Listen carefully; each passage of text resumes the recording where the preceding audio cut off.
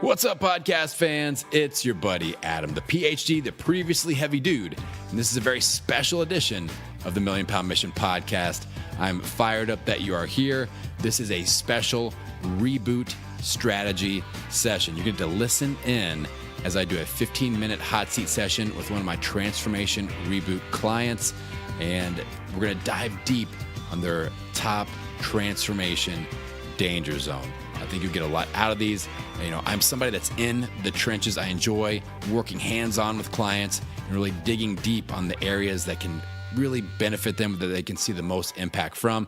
I think a lot of these episodes you'll listen and go, man, I struggle with that too. And you're going to hear my best strategies and solutions for each one of those danger zones. So if you are digging this, hit me up on Instagram at Million Pound Mission. Let me know. But also, if you're like, wow, how can I participate in something like this amazing program? How do I do it, Adam? Tell me. Well, I'll let you know after the episode. I'll give you all the details on how you can become a Transformation ReBoot client and how you can save 50% on your launch fee and all the good information there. So hang out after the episode to get dialed in with the Transformation ReBoot program. But without further ado, let's dive into this strategy session.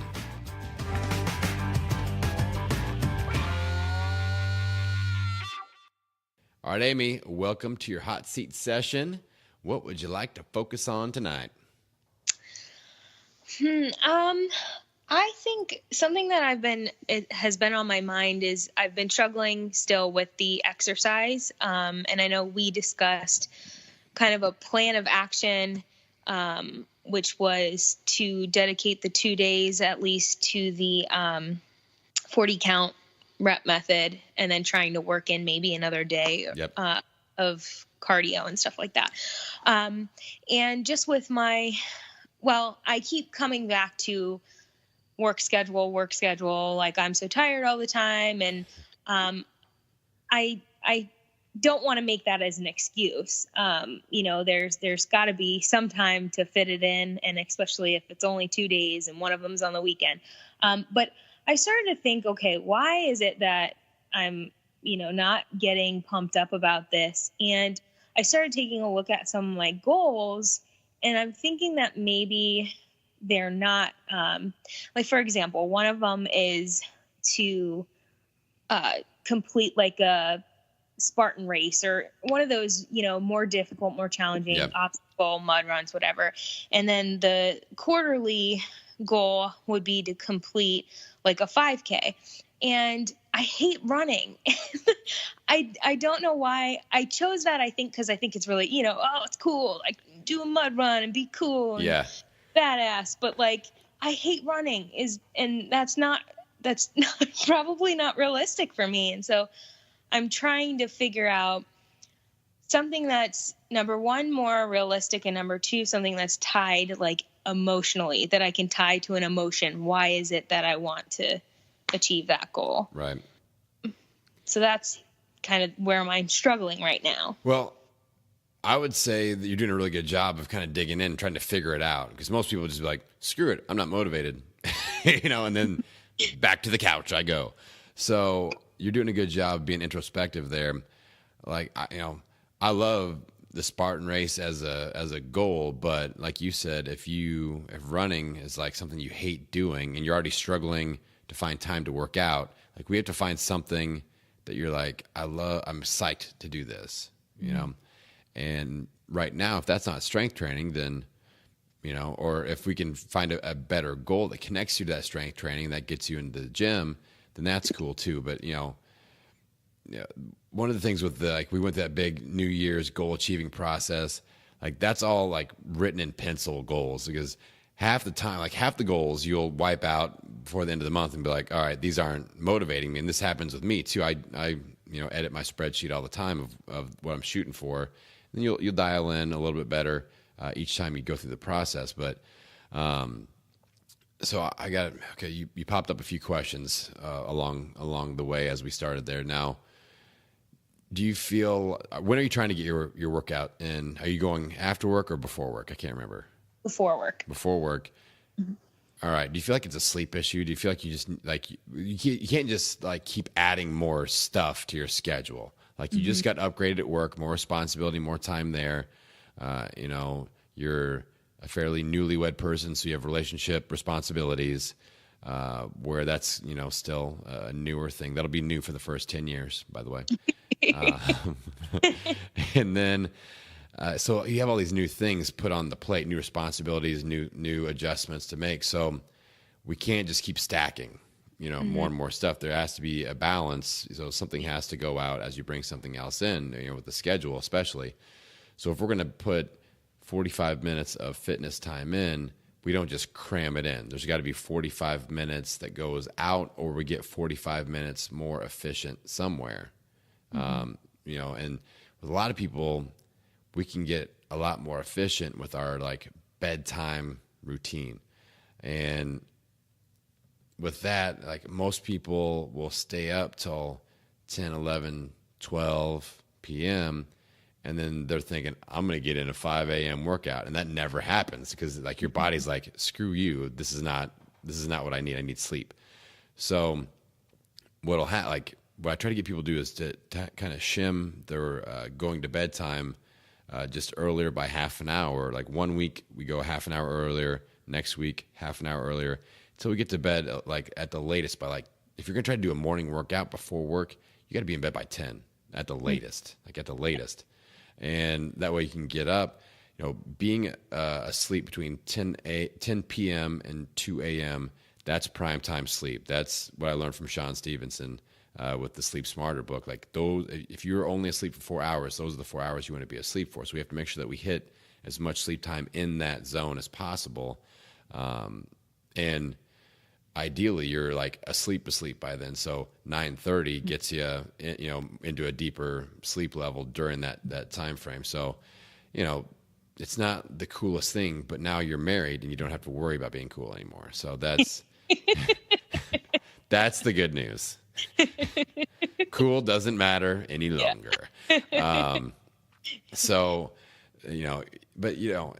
Earlier on, like you're going out during the week and stuff like that and all that stuff. And now it's like, let's get some sleep. We got goals. We're getting healthy. You got people that are dependent on you, people that want you to be around for a long time with them. And it's time to start investing in that. These are like the adult scheduling decisions that you're going to start having to make. And like with me, I used to stay up till 10, 11, 12, no big deal. Entrepreneur guy, get up early, blah, blah, blah. I worked myself into the hospital a few times, which wasn't fun. But my overall my mindset was like, I can handle this. But then, getting married comes along, kids come along, and now when the kids go to bed, my ass is in bed. It's like, and I get up early, but I'm asleep I get 8 hours from 8 p.m. to 4 a.m. And I'm asleep during all those key hours, and I'm feeling good.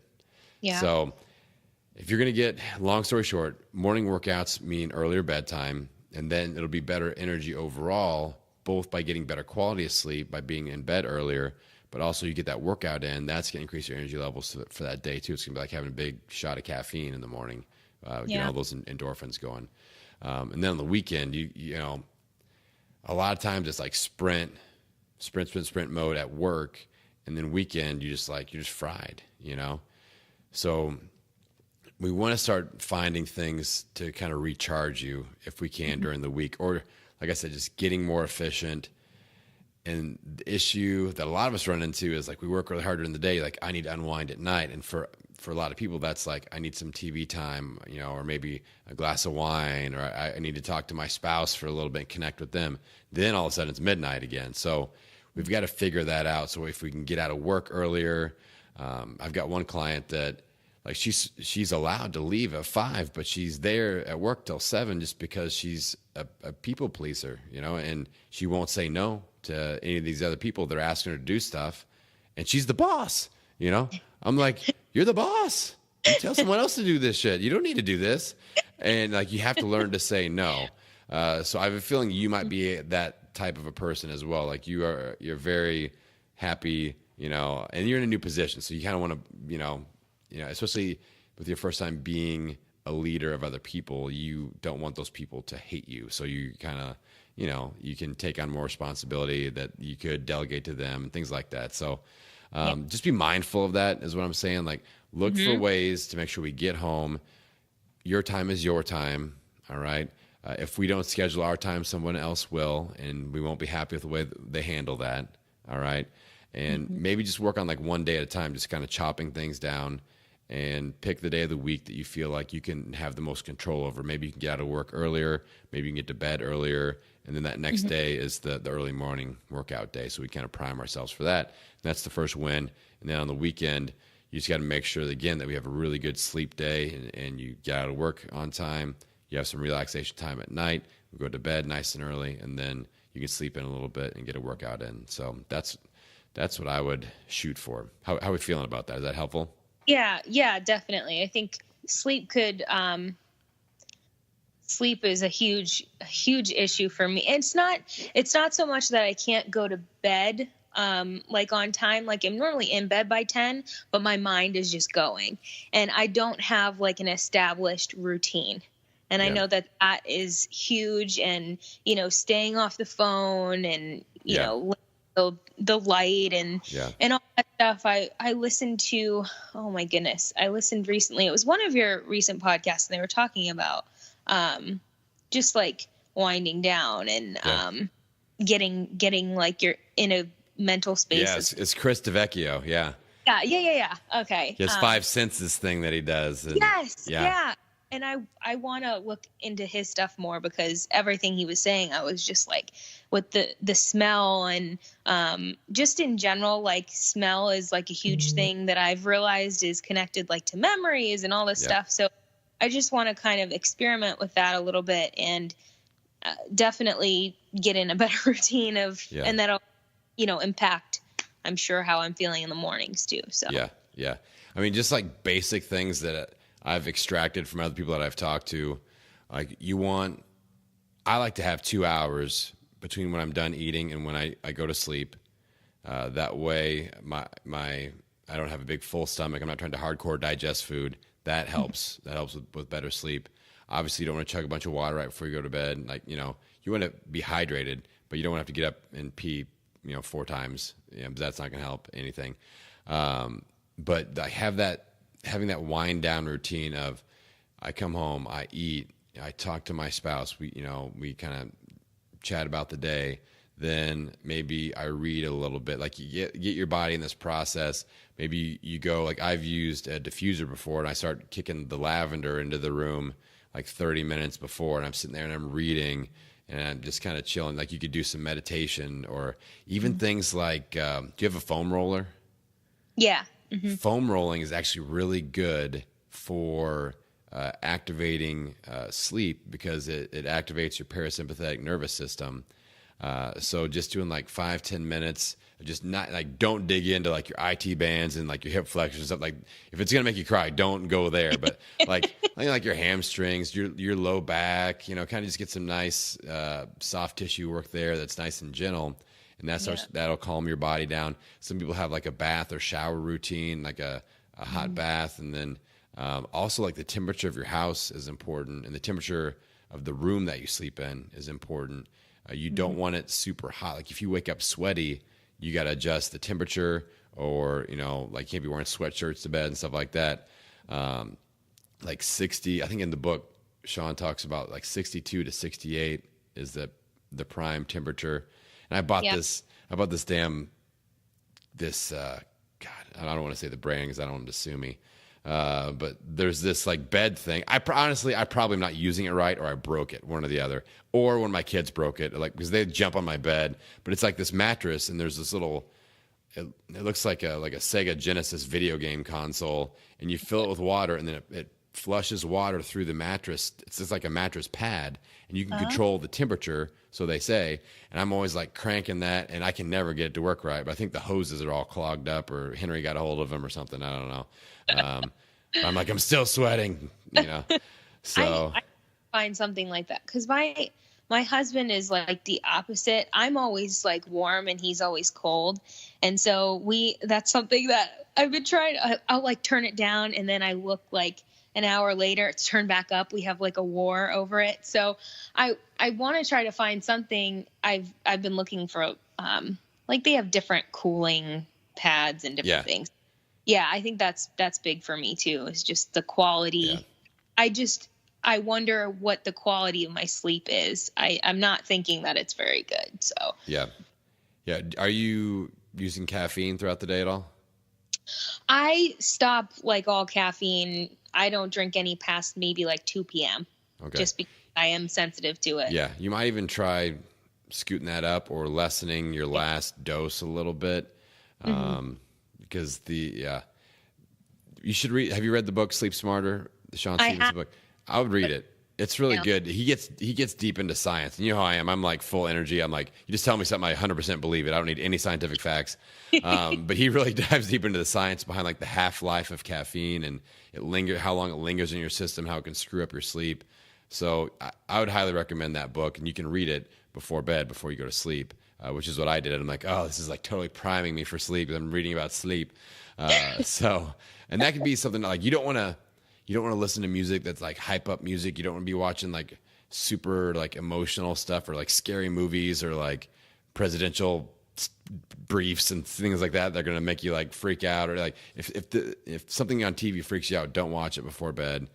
You should get some cool glasses like me, cut off the lights. And my rule with my glasses, with my blue blockers, is when the sun goes down, I put them on. And then on the other end, the first thing in the morning, the first couple hours that the sun is up, you want to try to get sun into your eyeballs, like not through a window. Try to be outside, even for a few minutes, like, walk the dog or just go out for, a walk around the block or something, but just get sun exposure in the first 2 hours. That's going to set your circadian rhythm, and then minimize the blue light when the sun goes down, and that'll help. I think that'll give you more energy. A lot of people just don't realize how crappy their sleep is, and then you start getting really good sleep, and it fixes a whole lot of stuff. So, but besides that, I mean, how do you feel about the workout plan in general that we discussed earlier? Yeah, I think it'll be good. I just need to focus. I spend too much time trying to focus on one thing in particular when there are other things that are connected that I need to be paying more attention to. So I think that combining like the sleep routine and making sure I'm in bed, at a specific time, and then with getting up on those days, and I think that will help with all of that. And I feel confident with like in terms of the keto, I've been sticking to that. I was actually shocked because I did, allow myself cheats over the holidays. I was shocked at like the fact that I didn't gain any weight. I had some water weight, but it was like immediately gone. So I feel like I'm getting more into that adaptation mode and my metabolism stuff. So that's been kind of keeping me going, I'm sticking pretty well to that. So it's just that sleep and the exercise piece that I'm. Well, it's good. Like you are establishing part of the foundation, and that's now the nutrition is kind of unshakable. Like you got that down, and that's habit, that's lifestyle, and that's great. So we'll get there with the nutrition the same way. We'll get there with sleep. What we want to figure out is we're lining up dominoes. We have to find the first small domino that we just flick over.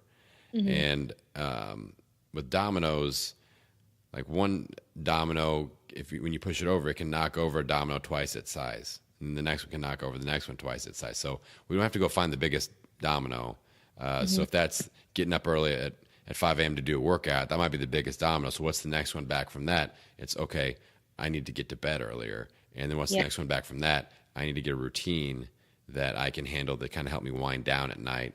And the next one down from that is I need to get my butt home from work so that I can establish that routine. So just keep working backwards on those dominoes, and we flick the first one over, and then the next one goes, and then the next one goes. Yeah, that's cool.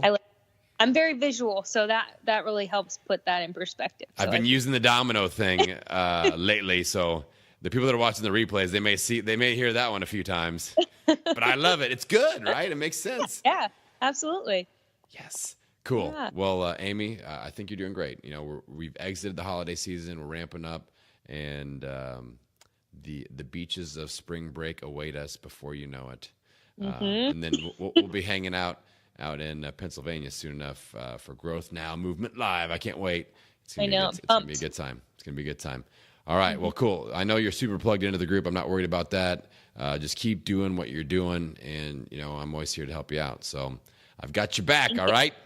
All right. Thanks. All right. We'll talk to you next time. Thanks for tuning into this episode. I hope you got a ton of value out of it. And if you are somebody that is intrigued by this Transformation ReBoot program, I want you to check it out. I want you to dive in, take the information for a spin, and see what you think. You can head on over to millionpoundmission.com or click the link in the show notes and check out the Transformation ReBoot program. If you decide to dive in, use the promo code 50, FIFTY, to save 50% on your launch fee. Now, the Transformation ReBoot program is unlike anything else out there because it's not centrally focused on a nutrition program. It's not centrally focused on a new, shiny fitness program.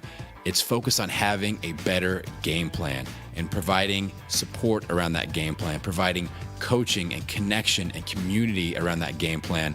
We've got an amazing mastermind group of like-minded individuals that are going to be relatable to you, that are going through this process together. Our community is awesome.